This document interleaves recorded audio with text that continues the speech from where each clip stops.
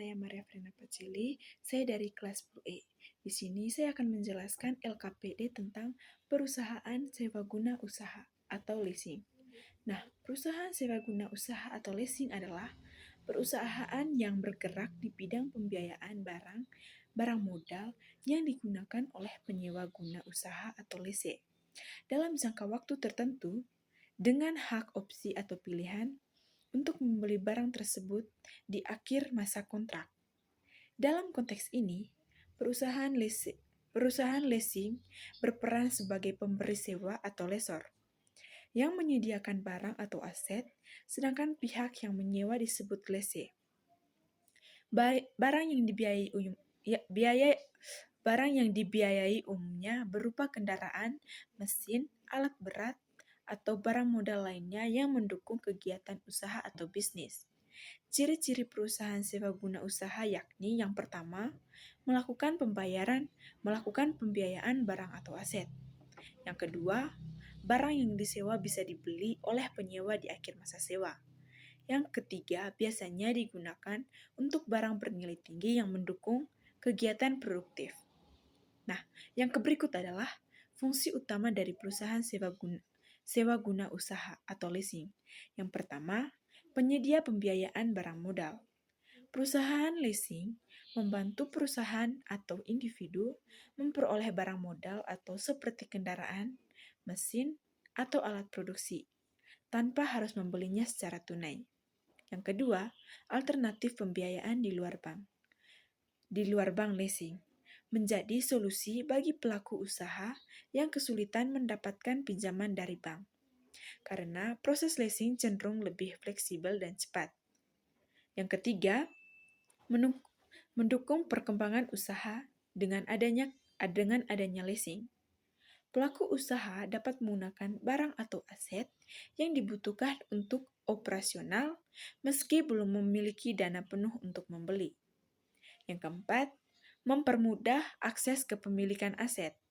Melalui skema leasing, dengan opsi kepemilikan, setelah masa sewa berakhir, lese bisa membeli barang yang disewa dengan harga sisa yang lebih terjangkau.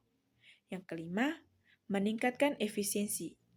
Pengelolaan keuangan dengan sistem cicilan atau instalmen, penyewa bisa mengatur arus kas lebih baik tanpa mengganggu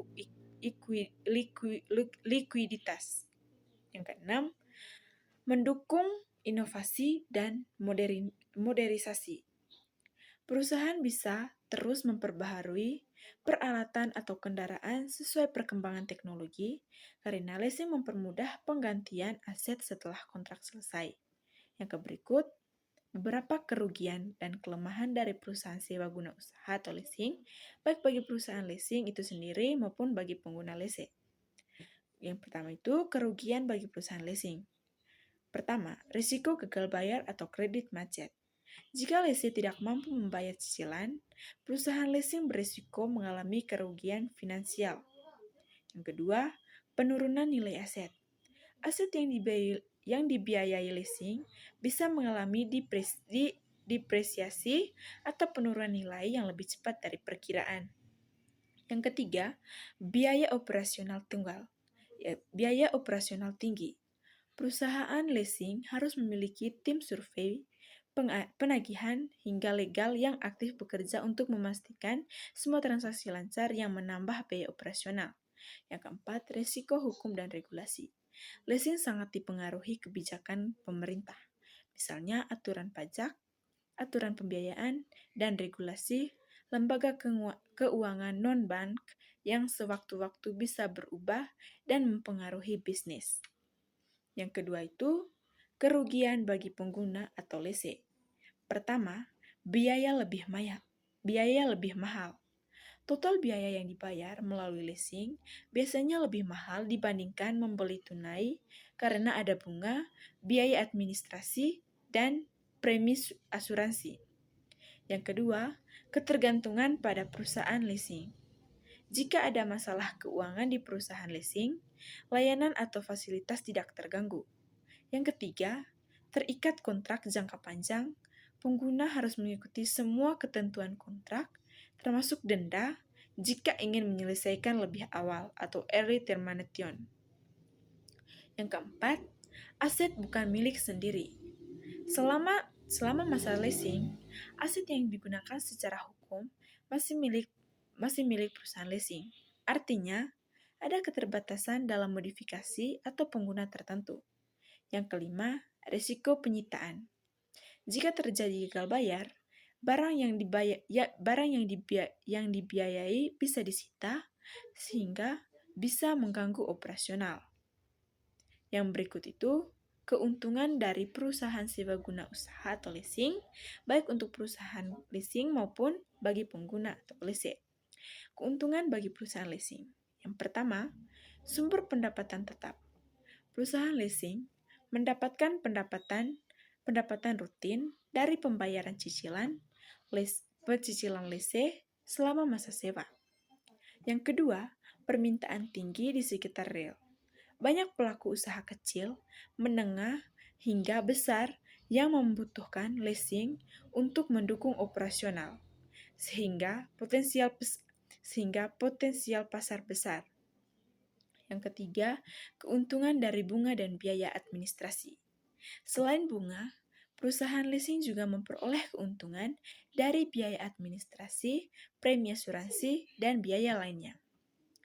Yang keempat, diversifikasi bisnis.